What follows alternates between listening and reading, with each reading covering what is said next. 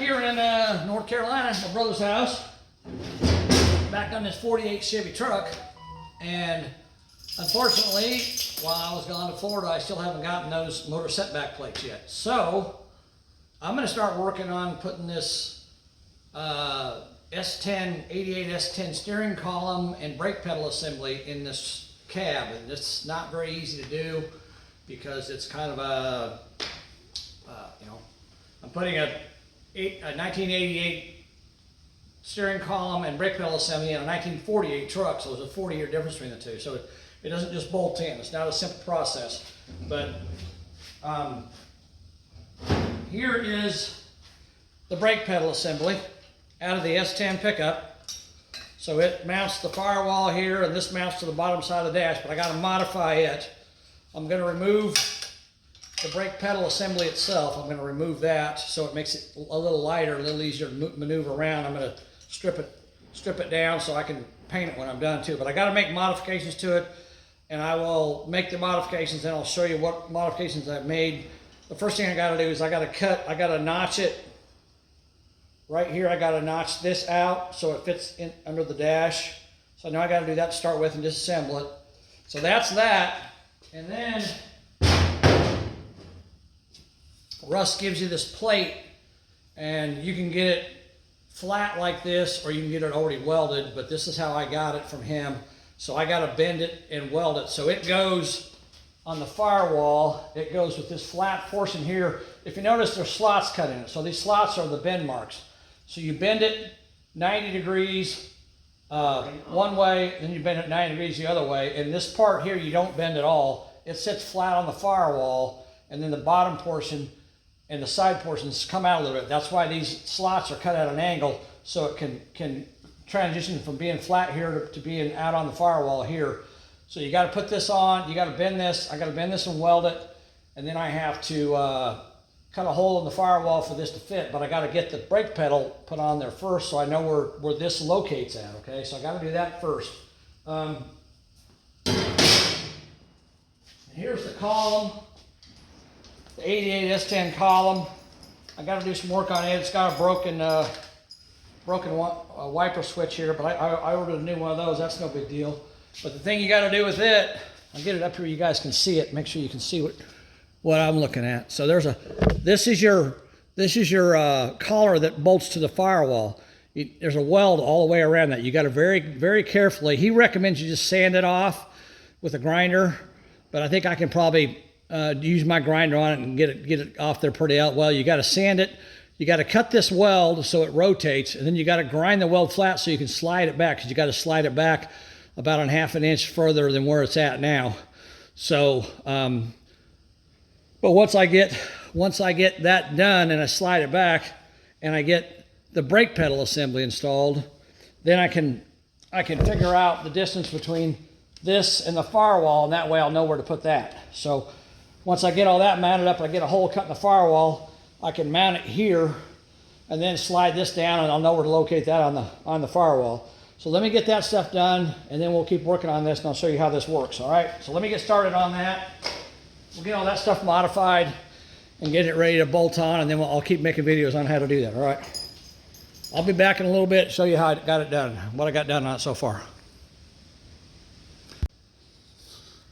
Okay, so this bracket here I'm doing first.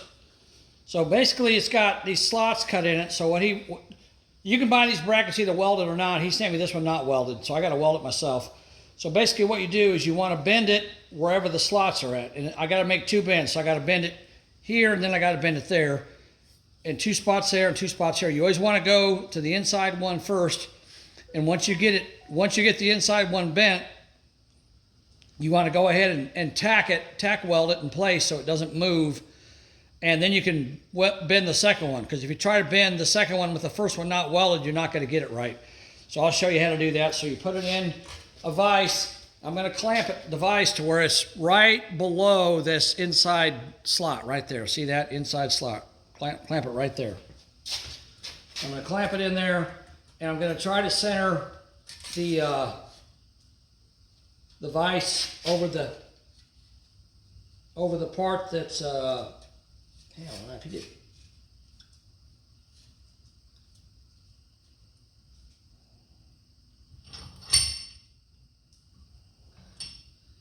This is going to be a little tricky to do. I want the vise to be right over the part that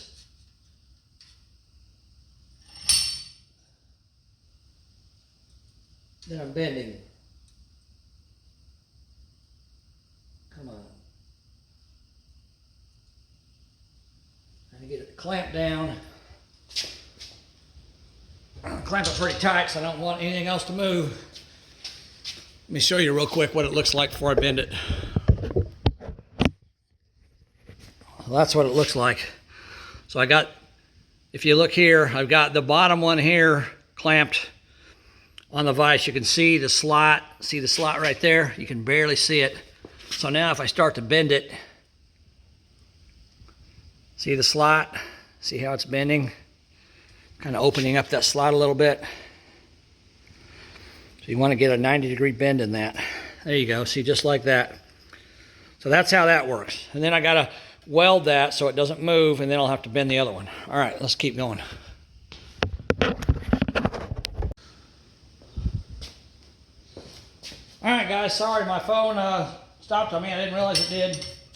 So I got the other two sides bent. You see they're bent the same way. So it's all good. I just clamped it in the vise.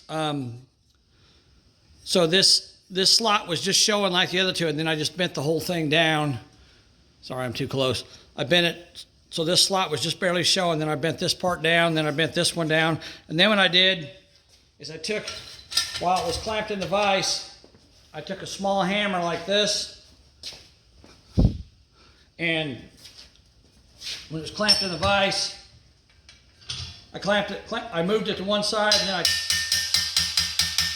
tapped it to get it flat, get a nice 90-degree crisp bend in it, and then I moved it over to this side and did the same thing.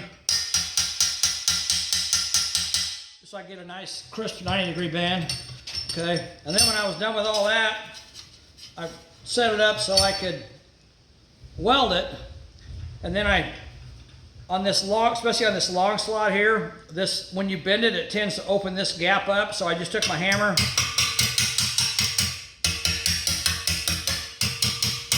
I just tapped, kind of close up that gap a little bit.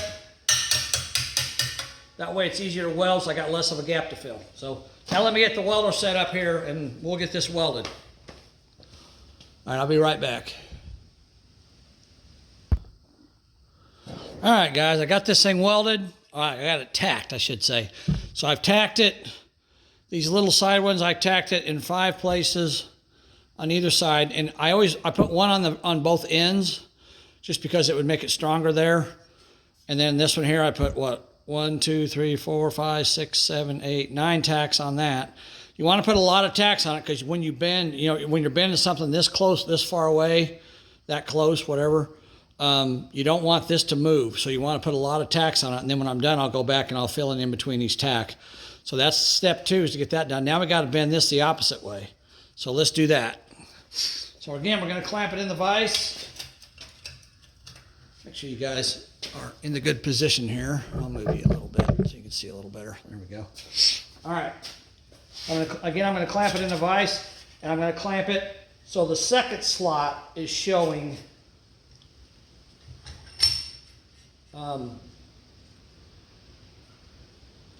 right above where the vise jaw is. So I want the second slot, the one I haven't bent yet.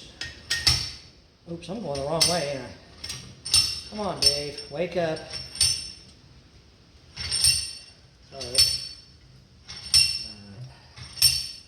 a little more difficult now because I'm having to get my vise handle around this metal because it's welded. There we go.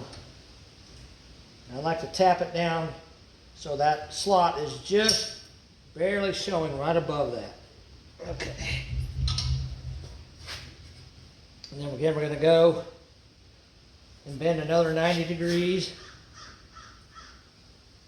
And I'm not measuring this because this isn't like anything precise. It doesn't have to be absolutely perfect. It just needs to be really close.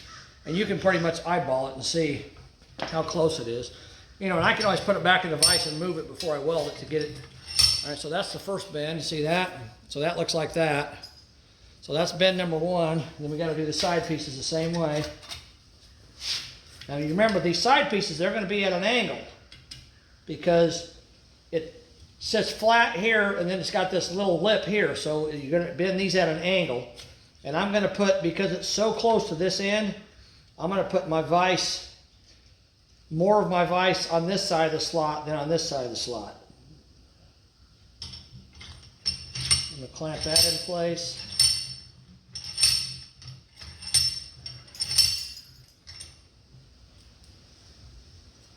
All right, there's that.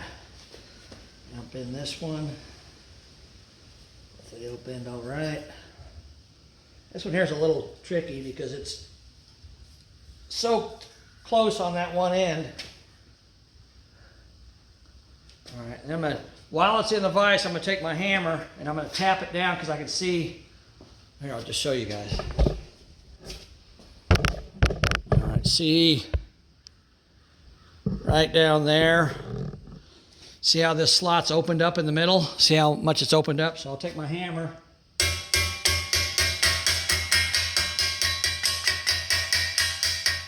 And see how close that bend is? This bend here it almost comes to a point. All right, and then I can take and move this over just a little bit now that I've got it bent.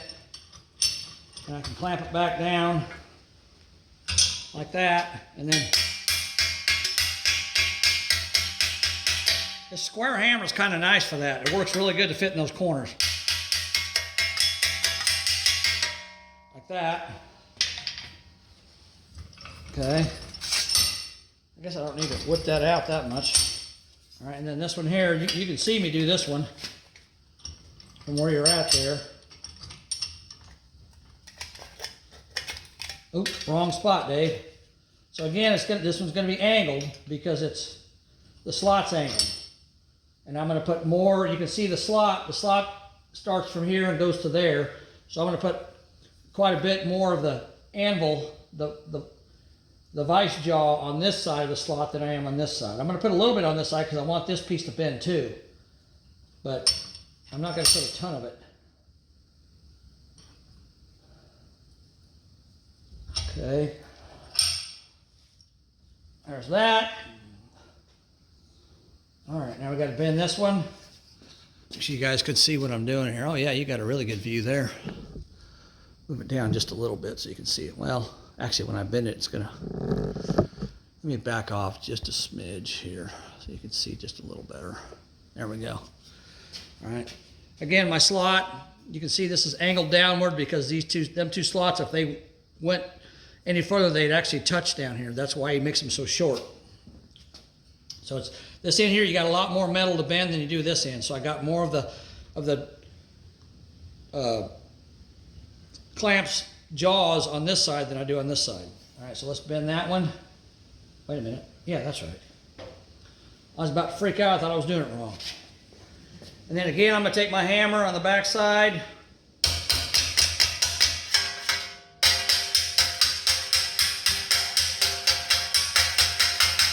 Tap it down.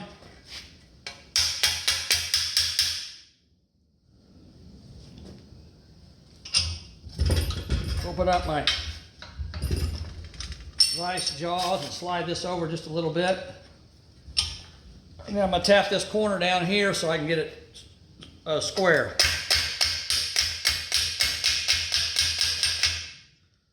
All right.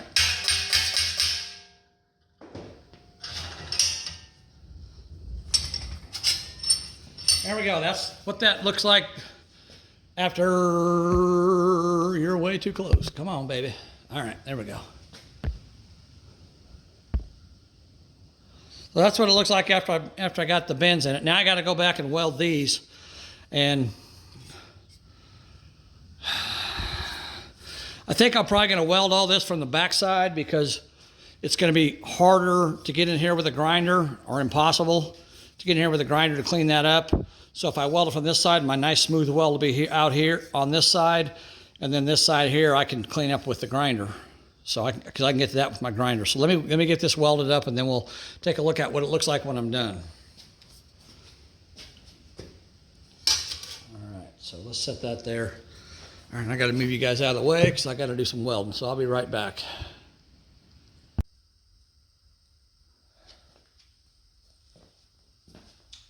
All right, guys. Well, I was gonna weld all this up, and I ran out of welding gas. So I had to go stop what I was doing and go find some welding gas and come back. So anyhow, so we're back on this the next day. Okay, so I got this welded up. As you guys can see, I welded it up and I ground it down with my, I think I've shown you guys this before, my $14 Harbor Freight grinder with the flap disc on it. Those are really nice for cleaning up welds and stuff. As you can see, it's really nice looking. Turned out real good. I'm happy with it. But now we might have a change of plans, because last night, after I got back from getting welding gas and welding that up, let me change this a little bit. There we go. After I got back from getting welding gas and welding this up, I don't have the master cylinder or the brake booster off the original S10 that this frame came from. When I bought that truck, it actually did not have a brake booster on it. It only had a master cylinder. So the master cylinder on it, they took the booster off because they were going to drag race it and they didn't want power brakes. So it doesn't have a booster, and the master cylinder was the original one.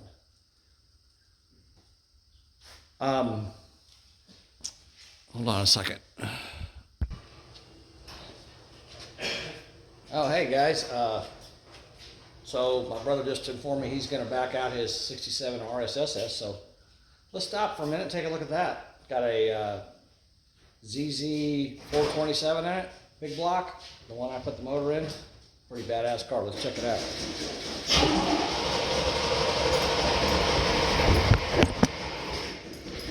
Been getting to start. Probably been a while.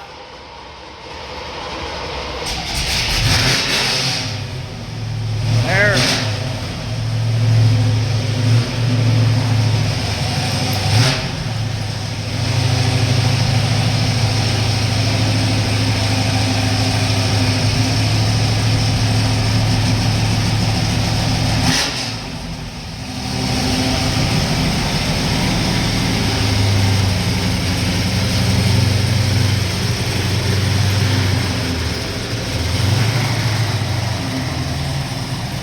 Nice.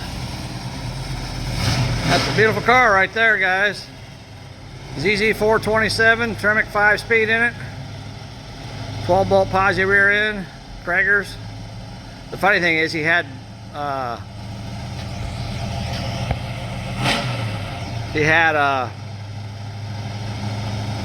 factory rallies on it, and he was thinking about buying a set of Kragers, but he didn't want to spend money because he's cheap. So I bought him the front rims. I said, there's your front rims. You got to buy the rear ones now. So he finally bought the rear ones. All right, guys, I'll be back in a minute. Hold on.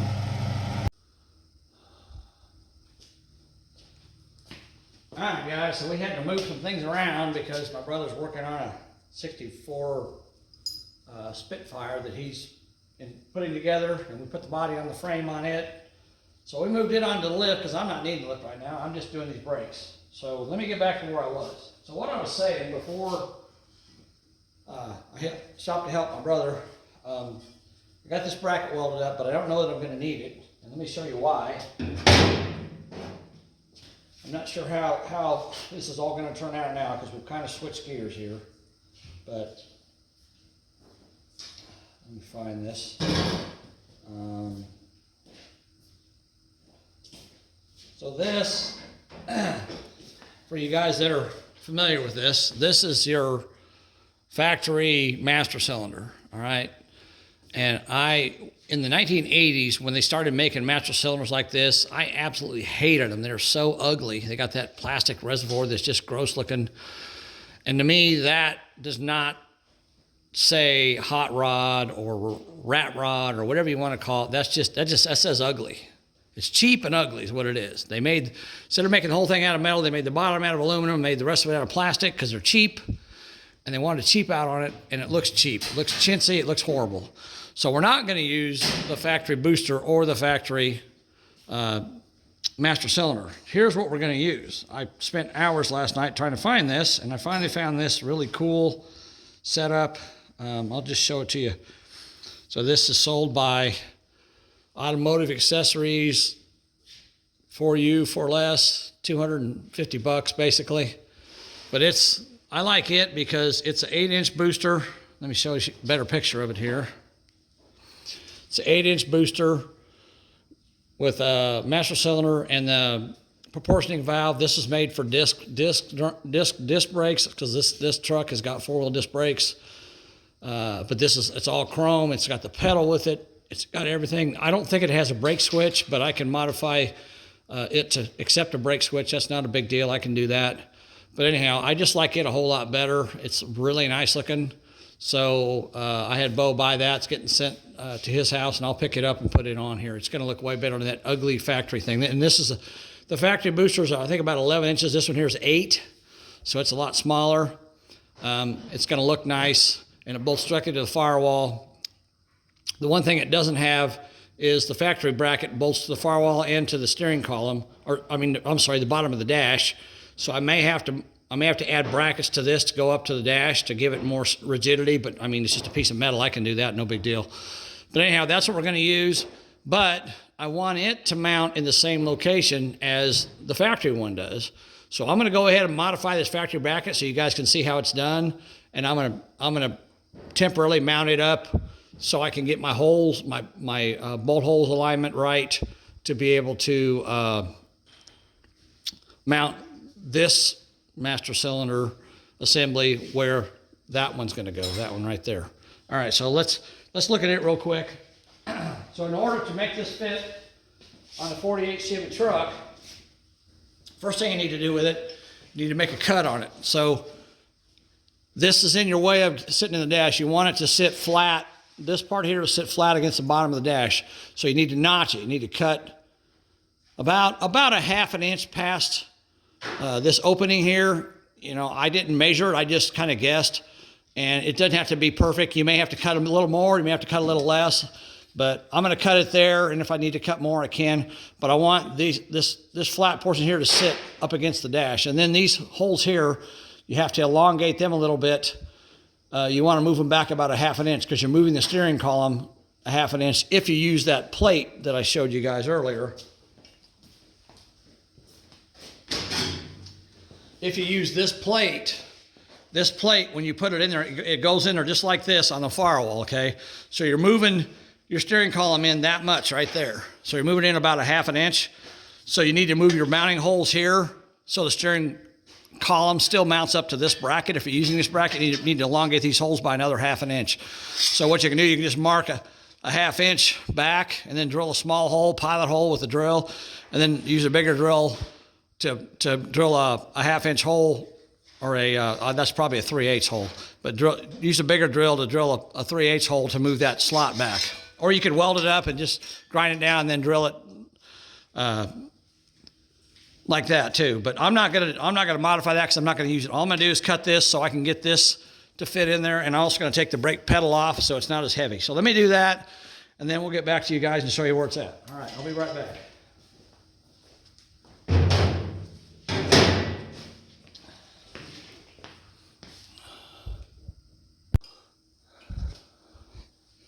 Okay, guys, well, I hate to say it, but Russ's pictures aren't very good in that. He's got a Facebook page that shows how to do this, but he shows you cutting this top piece, cutting this piece out that I marked for you guys, but there's actually a lot more to do than that. So let me show you what I've done. So far, what I've done. Okay, so here's the bracket, and here's the piece I cut out originally. And it went, trying to get it up there, it went right in there like that, right?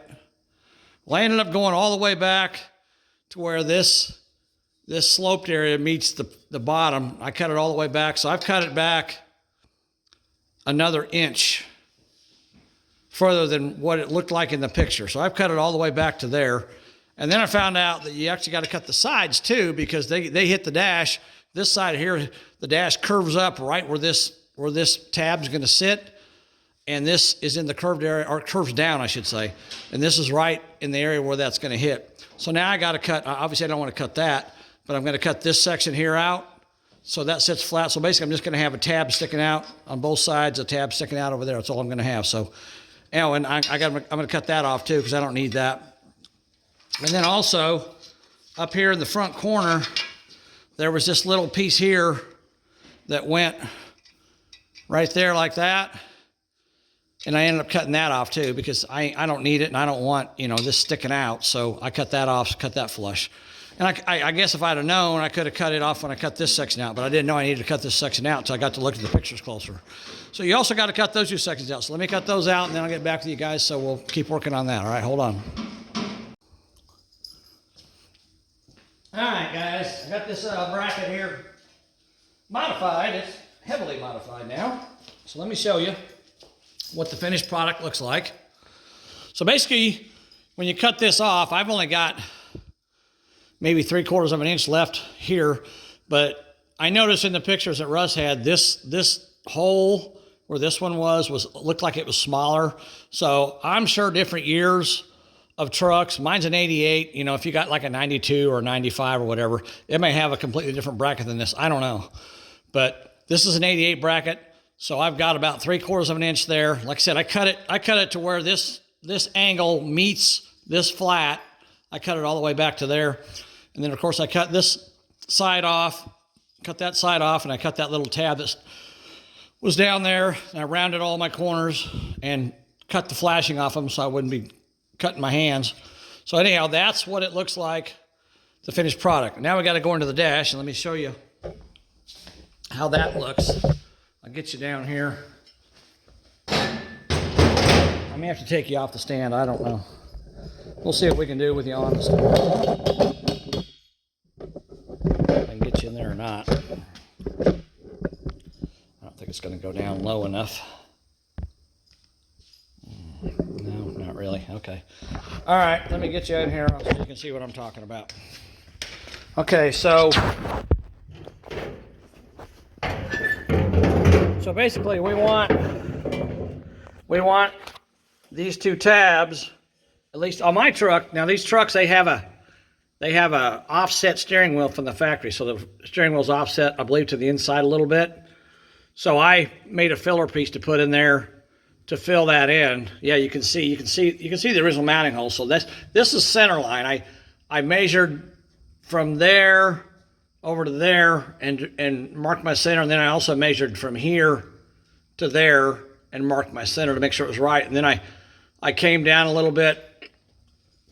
When I marked across here, I came down a little bit and made a second mark, and then I took a straight edge and drew my line down to there, and then I went underneath and drew it all the way, so it's all the way back. That's the center line of the gauges, because that's where I want this to sit.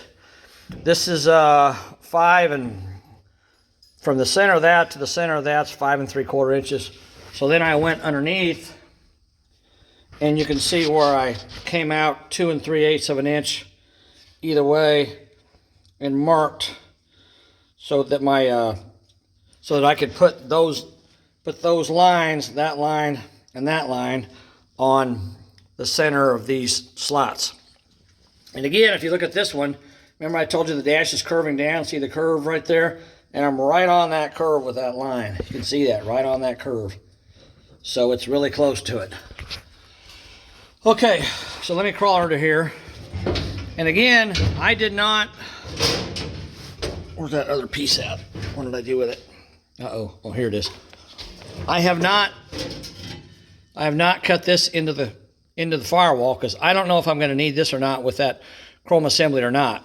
And I don't want to cut holes in the firewall, especially a hole big enough to hold that if I don't need it. I think I probably will, but I'm not sure. And the good thing about this is the way Russ made this thing with, let me zoom out just a little bit. with this thing here, when you cut your hole, you can actually cut your hole a little bit large, and you've got plenty of overlap here to be able to move this thing around.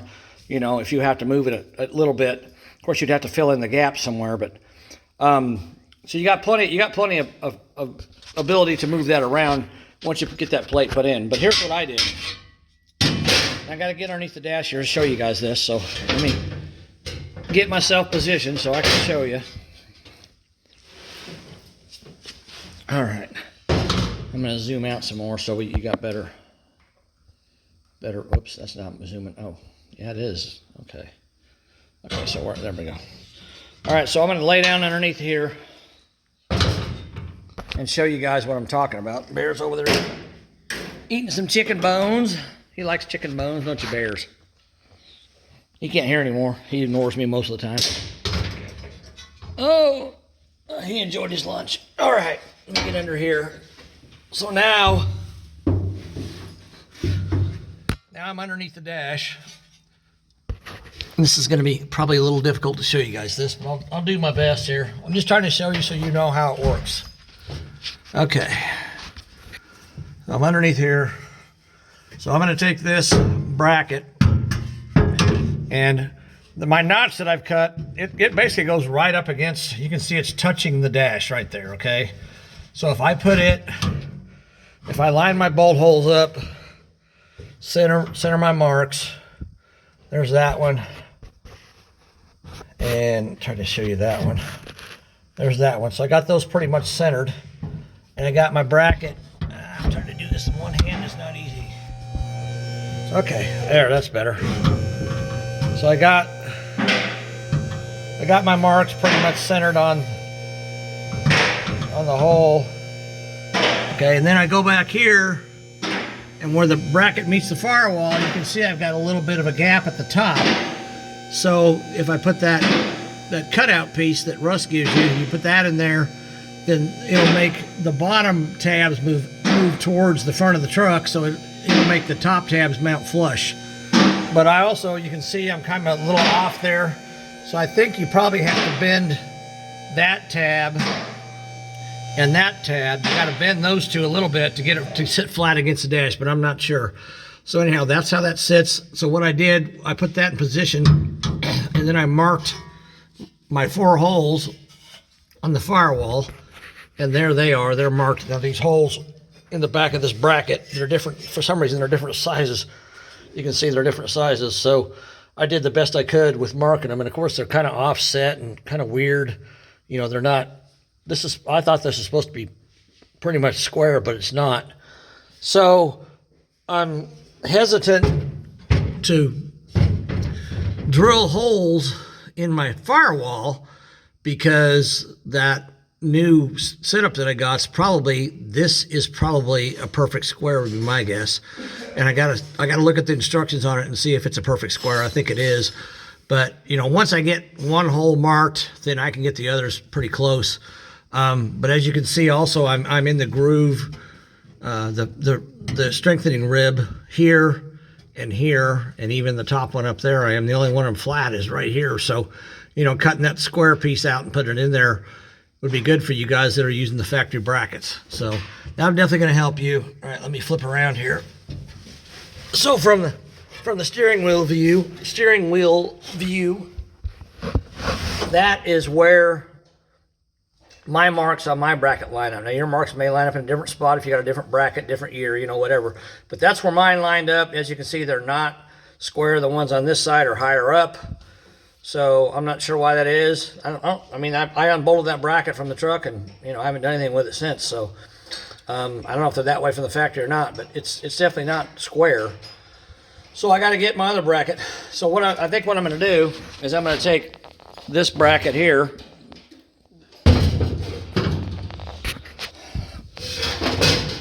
I'm going to take this bracket here, and I'm going to just screw it into the firewall and the bottom of the dash with self-tapping screws. Just drill a small hole and put self-tapping screws in it just to hold it temporarily so I can kind of get an idea where to put my steering column until I get my new assembly. But I don't want to drill a bunch of holes in my firewall until I know where my new assembly goes, because I'm pretty sure it's not going to look like that on that back wall.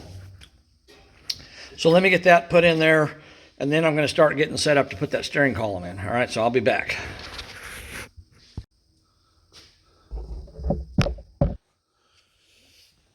All right, guys, we're at the end of the day here, and I've been working on this thing. It's a very slow progress because you make a mistake and then everything looks like crap, and I don't like stuff looking like crap that I do. So let me show you what we got done so far and where we're headed. Excuse me. I ordered a piece of double D tubing for the steering column, for the steering shaft. It's called double D because it's got a D shape on both ends. And I ordered 2 universal joints for each end of it. And if you need to know, one of them is the one that goes from the steering column to the double D shaft. The double D shaft is 3/4 inch, but the column is 1 inch. So you need one universal joint that goes from a 1 inch to a 3/4 inch. And then on the other end, you've got the steering box, and the shaft coming out of it is 30 splines. It has 30 splines all the way around it. So you need a 3/4 to 30 spline on the other side. And I ordered a piece of double D shaft that's 29 inches long. I'm yawning now. 29 inches long. I got it off Amazon, and it's stainless steel, and I ordered 2 joints that are stainless steel too, so they should look real nice. I figure I'm going to need a minimum of about 26 inches, maybe 27 or 28 inches, I'm not sure. But you always want to order more than you need, that way you can cut it off, because you obviously don't want to order one too short. So you're going to need, I would probably order a 29 or 30 inch shaft at the very least if you're doing this job, okay? So let me tell you that, and then we'll look at this real quick and see what we got going on here. Okay. So I got this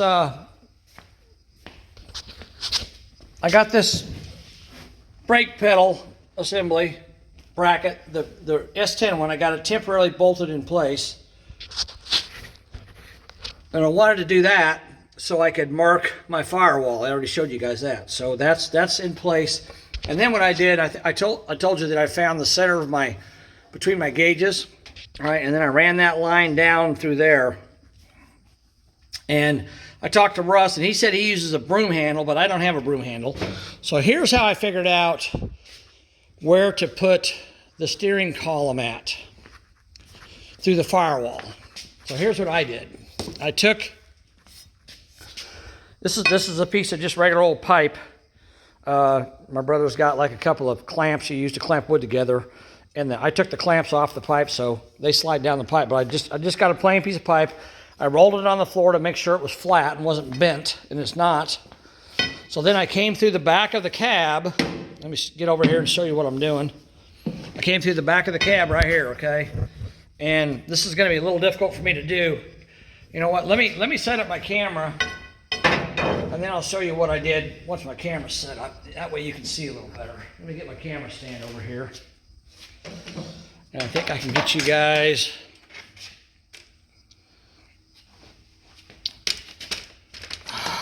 Let's see. I think I can get you right in through this side window of this 5-window truck. I want to get you where you can see what I'm looking at right there. Okay. So what I did is, all right. If I can move it over just a little bit. All right.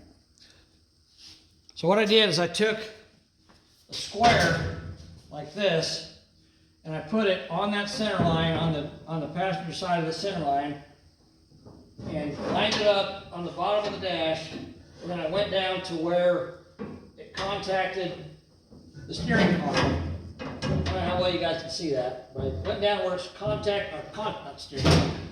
down and contacted the firewall. Okay, and then I rocked it back and forth to make sure it was sitting flat on the firewall. So I want it sitting flat on there so it doesn't move. Okay, so I put it on that line. Oh, I'm sorry, I didn't do it on the passenger. I did it on the driver's side. That's right. And let me get down there and show you. did, I got down here. Damn it. My pipe's wanting to roll on me. So I got down here and I took this square and I put it right on that center line so I marked the center line all the way around to the underside of the dash. And I took my square and I laid it on that line, and then I laid it on where it touches the firewall, and then I made sure the bottom of the, hopefully you guys can see this, I made sure the bottom was flat. You know, this part here was flat against the firewall, this part here. Hope you can see that. I don't know where I need to be. I made sure this part here was flat against the firewall so I knew it was square, okay? So I did that, put that there, and then I marked a mark on the corner of it, right here where my finger is. I marked a mark going down with my Sharpie, and then I made a T where it should be, okay? And then what I did, well, actually, I take that back. I marked that line just going down, the vertical line, okay? And then I took this piece of pipe, you see coming through the window. Let me get in here. I got to get in here to put that in there. So I stood back on the back side of the cab back here. I know you can't see me. I'll show you here in a second. Stood back here and I took and I laid the tip of that pipe right on the line that I'd marked, and then I'd raise it up until it touched the column and it was centered on my mark on the column. And then I looked at it and I could see whether it was square or not. You know, I could see whether it was coming straight out of the firewall to the dash, and it looked really close to me. I mean, it may not be 100% perfect, but it's really difficult to do this. I mean, I spent probably a couple hours trying to get this lined up because I wanted to get it right. So I put it on that line, on that black line I drew, and then I put my pipe there, and then I had my brother go in there with a Sharpie and draw a circle around the pipe so I knew where the pipe was at, okay? So let me show you. Get you guys back here.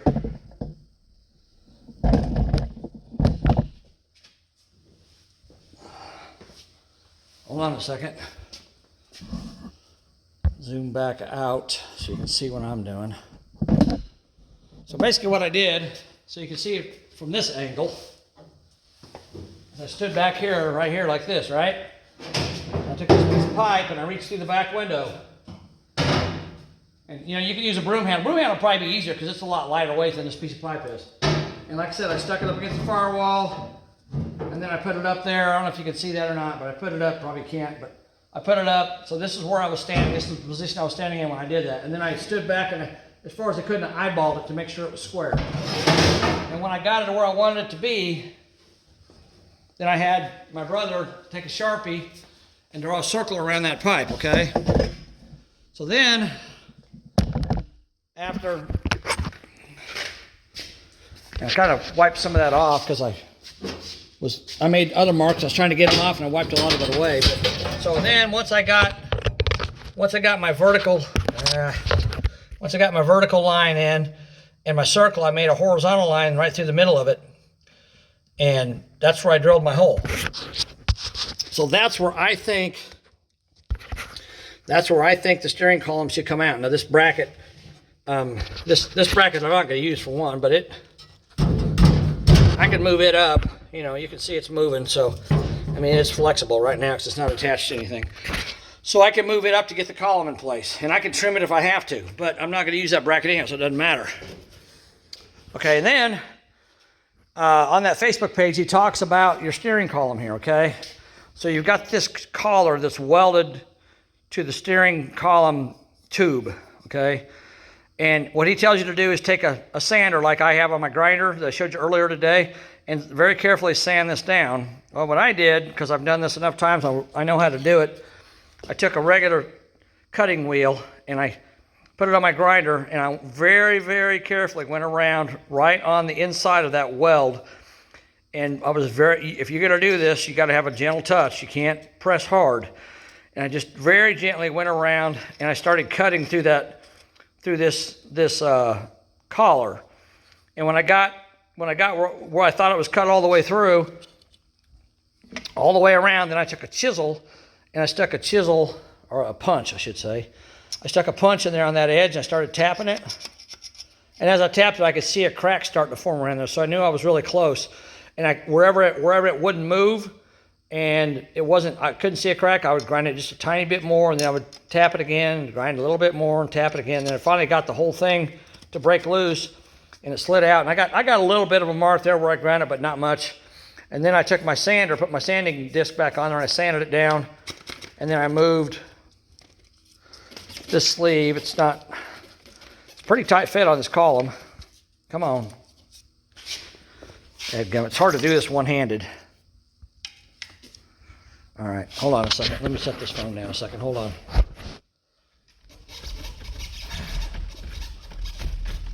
All right. It's got paint on it, but once you get it broke loose, I slid it as far forward as I could, and I cleaned up the little bit of stuff that was there. And then there's on the bottom side of this column where the tube is, where the split is on the tube, they welded it together. It had a weld right here that was kind of preventing me from moving it back. It had another one there. So I ground those off smooth, and then I shoved this collar all the way back. And this was kind of rusty here, so I cleaned that all up, and I'll paint that. And then when I get the collar in place, I'll mark it, and then I'll slide the collar forward and clean the paint off, and that's where I'll weld this collar back on. But I got to be able to rotate this collar, rotate it this way, and slide it back and forth to get it to fit on the firewall. So I don't know where that's going to line up yet. So that's how you do that, but you got to be very, very careful. You can see when I grounded, I made a little bit of a mark on there, but that's not enough. But this tube, I mean, you can see right there how thick that tube is. It's probably 1/16 of an inch thick. So if you grind very far, you're going to grind right through it. So you got to be very, very careful.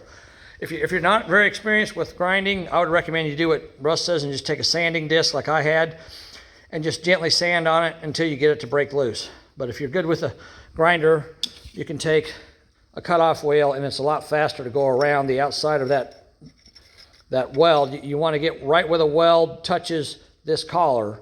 So you got to be able to get right on the edge of that weld, right on there, and grind it. But you got to be, like I said, you got to be very, very careful with that. Okay, so that's what I did there. All right, and now, after I was done with all that, so now I'm waiting on parts. But what I wanted to do, let me get this out of the way. My next step was to figure out, now that I know approximately where the column is going to come through the firewall, now I need to think about, okay, my steering shaft's going to come through there, and it's going to go down to my steering gearbox right here. So I need to figure out, am I going to have clearance between there and there? So what I did is I went and got these headers, and these are a set of S10 V8 conversion headers. So they got the tubes that come out quite a ways on the middle here, because normally this steering shaft on an S10, it's way down here, and it would come through in between these two headers and to the steering shaft. But on this truck here, it's a lot higher. So what I did, oh crap, I think I put those away. Hold on a second. Hold on, let me go grab those. Hold on. So here's what I did, guys. I took a couple of long 3/8 inch extensions and put them together. And well, let me switch hands here. Hold on. I'll lay that on there. All right, so I took and I put the extension on my steering box there, and then put the other end right there where the hole is drilled, right there. So now if I kind of hold that straight, I can see my line from my hole in my firewall down to my steering box, and I'm touching the header right there. So I'm not sure if the double D shaft I ordered is going to clear that, because I ordered a U-joint fitting for up here at the firewall area, and another one that goes down here on the steering box, and a piece of double D shaft. So once I get those, I can kind of mock it up. The only concern I have is whether or not this header tube is going to be in the way of that extension, or extension of that steering shaft going down there. So if I move the engine back an inch when I get those setback plates, I don't think that's going to be enough to help, but I'm not sure if it is or not. So we'll have to wait and see once we get those setback plates yet as of today. Anyhow, I'm also waiting on Bo to get that master cylinder assembly. So once I get that, I can put it in the Firewall. So we're kind of on hold for that. I need to get hold of Bo and see when he thinks he's going to get that in. But we'll keep working on that, this part of the project, and see how it goes once I get all the parts in. So thanks for watching, guys. Talk to you later. Bye.